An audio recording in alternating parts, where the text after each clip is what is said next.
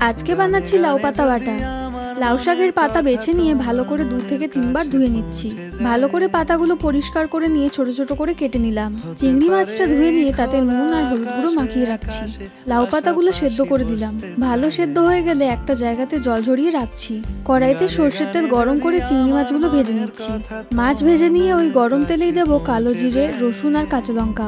এটা ভালো করে ভেজে নিয়ে এখন দিচ্ছি সেদ্ধ করে রাখা লাউ শাকটা। শাকটা ভালো মতো ভাজা ভাজা হয়ে যাওয়ার পর তুলে নিলাম। মিক্সচার বাটিতে চিংড়ি মাছ আর শাকটা দিচ্ছি, এটা পেস্ট করে নেব। অন্যদিকে কড়াই বসিয়ে দিয়ে তাতে সর্ষের তেল দিলাম। তেল গরম করে এতে দিচ্ছি কালো জিরে আর শুকনো লঙ্কা। এটা একটু ফ্রাই হতে দেবো কিছুক্ষণ। এরপর লাউ পাতা বাটা দিয়ে তার সাথে নুন আর চিনি দিলাম। এটা একদম শুকনো করব। শুকিয়ে যাওয়ার পর নামিয়ে নিয়ে কয়েকটা ভাজা চিংড়ি মাছ দিয়েছি, জাস্ট একটু সাজানোর জন্য। আর ওপরে কাঁচা সর্ষের তেল দিলাম।